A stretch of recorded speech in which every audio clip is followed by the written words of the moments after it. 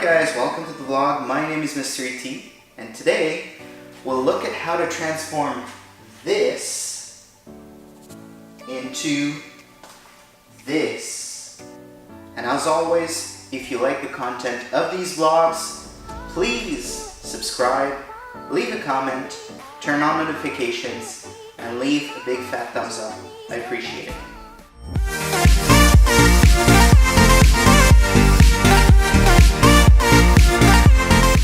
So I installed this workbench in this garage, and though it helps at throwing tools on, it's not very functional right now as a working piece. Today we're going to go through kind of a step-by-step process of how you would install those in the back of your own workbench in your garage, and how you can set something up so all these different tools have a place to stay.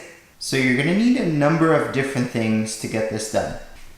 So I've got a jigsaw here, a normal saw that I'll probably use to get some nice straight cuts. I've got my impact driver. I've got some wood screws that I'll use to actually put the panels to the wall. You're going to need, of course, a level, a pen, a tape measure, a couple little bits here for your impact driver, and a carpenter's square as well. So these are all the items that you will need to get this done. Okay, so I'm not a very tall guy, so I'm actually using a little step here to get on top of this workbench.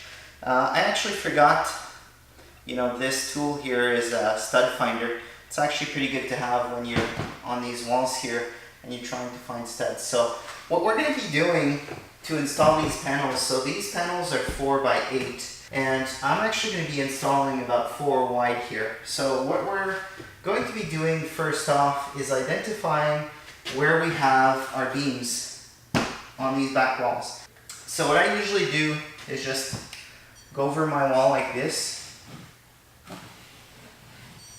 And once it identifies like this that I have a beam, I know that for these 2 areas here that I can screw in certain screws. So what I'm going to do for this first panel, and I've obviously already started doing this, is I've put a screw here, and I know that I have a beam that goes all the way down. So I'd say every 10 or so I'm going to put a screw in to make sure that this is nice and sturdy in this area. So we've got the first panel up. It's nice and sturdy. Won't move a whole lot. So I'm just going to put up the second one.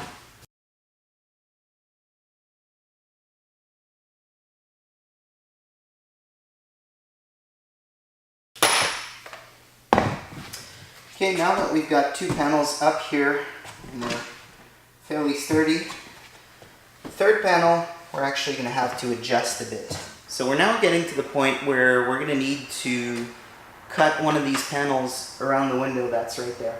So what I've done already is actually set this sheet over the window while using this edge here as a guide. And I've made a couple lines on this panel. So I've made a line here, which is basically the outside edge or the corner of that window.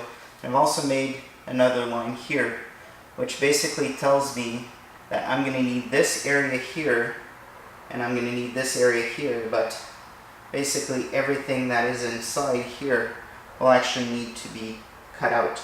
So the last line I need to make is one down here, just to be able to locate where my window ends, so I can basically cut my opening. So I'm going to take that line, and then after that I'm going to draw, using my carpenter's square, the area that I need to cut, and I'll show you how to cut that. Okay, so I've got my panel now on the table. What I'm going to do is using this carpenter's square, make sure that I'm nice and even, and then make a line all the way to my other one here.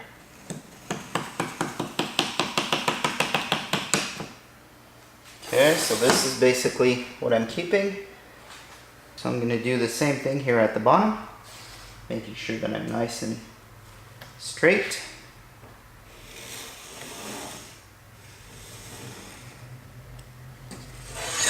And now we have to do it all the way across. Make sure that we're nice and straight with the edge.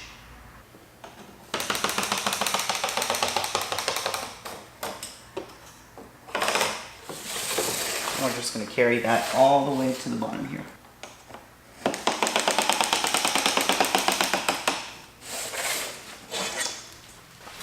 So you can do it using the handsaw, but I'm lucky enough that I have one of these bad boys. So I'm going to switch over a battery.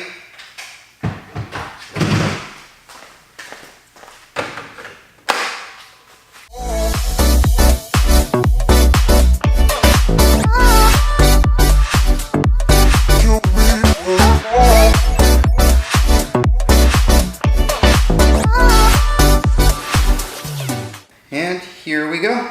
Here's the section that we're going to be keeping. Again, let's start off by grabbing level, making sure that we're good.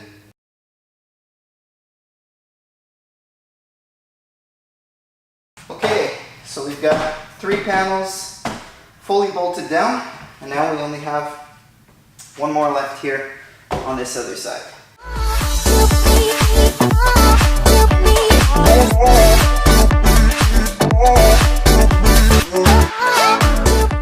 And now that we've got everything cut, we can just transfer that over to the workbench.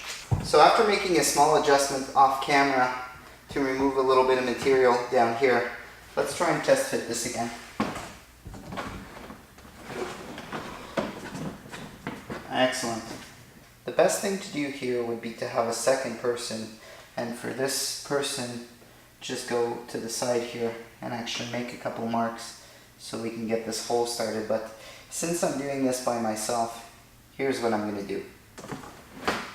So what we're doing here, because I'm by myself, is I'm taking a measurement off the side of this panel here to just about the center section of this outlet. And luckily enough, it's pretty much right on the money at 16 inches. So I know that if I go off the bottom here, go 16 inches across, I'll be in the middle of this section. Then what I'll do is, going off the side of this table, or the side of the workbench, we're at 11 at the bottom and 16 and a half at the top. So we're going to transfer those measurements to the panel, and then we'll be able to cut that out.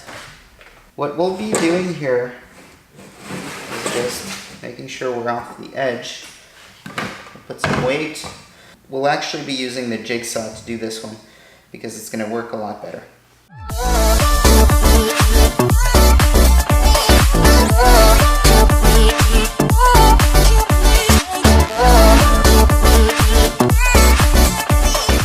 Okay, now that we've got everything cut, let's just set everything in place. Get ourselves to the right height and finish off this panel as well.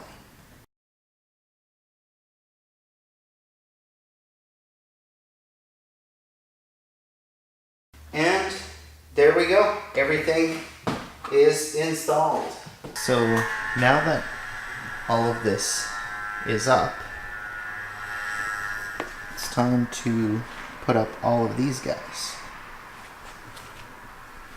As you can see, there's quite a few. And this is so I can set up some of the things that are underneath here. This kind of stuff. And some of this stuff as well. So I can put all of that up in a neat and tidy way. So I've already set up a couple screwdrivers, a couple of my hand saws, and I took all my wrenches and put them on the table here. I've got metric over here, SAE over here, and some of the bigger stuff over there. So I'm probably going to lay this all out over here. So let's see what that looks like. So as you can see, with a little bit of hard work, we get all of these things out of the way, and we now have a really good working surface for when we want to work on cars, RCs, or any other how-to projects. So in the next step of this garage build, we'll be putting some shelves all the way at the top here. But for right now, we've finally got a workable area. So I hope you enjoyed this little project today. The workbench is now fully usable. Everything is in its place. Again, my name is MisterET. If you like this type of content, leave a comment, subscribe, leave a big fat thumbs up, and I hope to see you in our next video.